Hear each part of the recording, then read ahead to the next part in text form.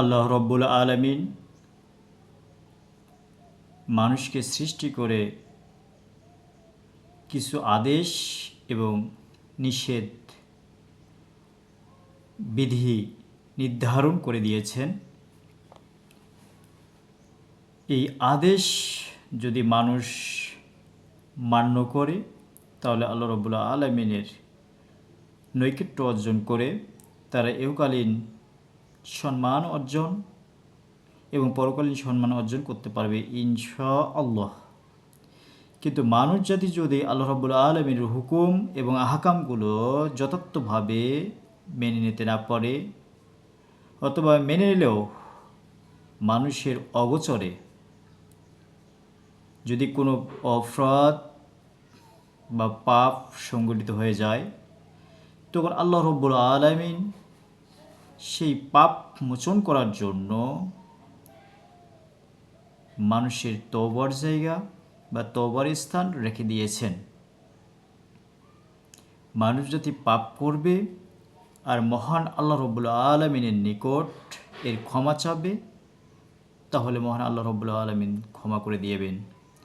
আল্লাহ রসুল সাল্লাল্লাহু আলাইহি ওয়াসাল্লাম থেকে বর্ণিত রয়েছে যে আল্লাহ রসুল সাল্লাল্লাহু আলাইহি ওয়াসাল্লাম বলেন, আদম সন্তানের মধ্যে ওই অপরাধী সবচেয়ে উত্তম যে অপরাধ করে এবং অপরাধের জন্য ক্ষমা চায়,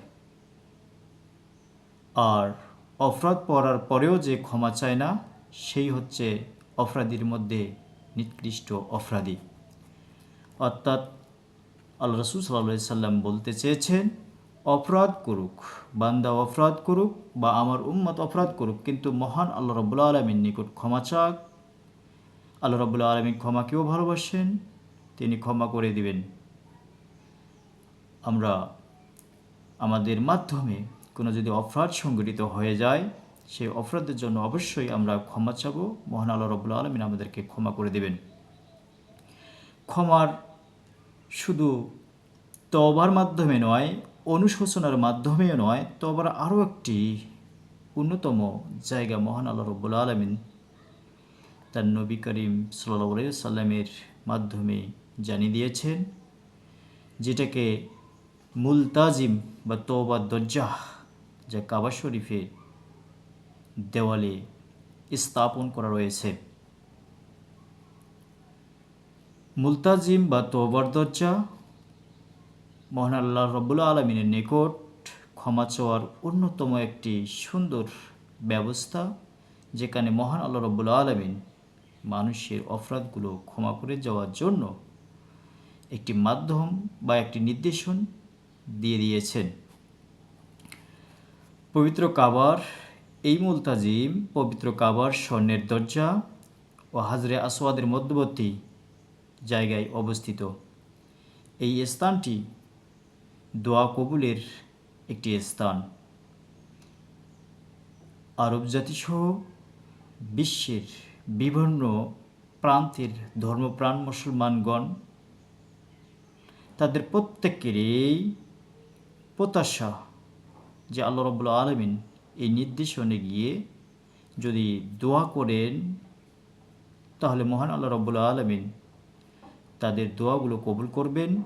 এবং তারা যদি এই স্থানে গিয়ে কোনো প্রার্থনা করেন অপরাধের জন্য, নিজের গুনার জন্য, নিজের হেদায়েতের জন্য, তাহলে মহান আল্লাহ রাব্বুল আলামিন তাদের দোয়াগুলো কবুল করবেন ইনশাআল্লাহ।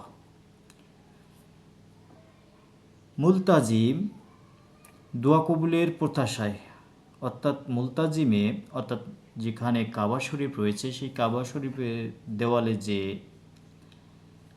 একটি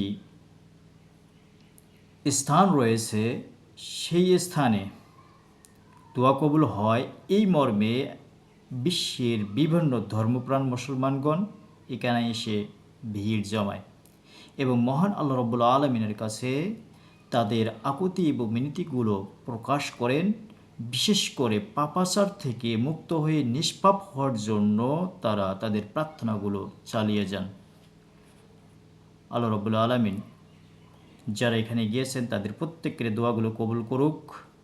তৎসঙ্গে আল্লাহ রাব্বুল আলামিন বিশ্বের নানা প্রান্তের ধর্মপ্রাণ মুসলমানদেরকে সেখানে গিয়ে আল্লাহ রাব্বুল আলামিনের নৈকট্য অর্জন করার মতো তৌফিক দান করুক। সকলে বলি আল্লাহুম্মা আমিন।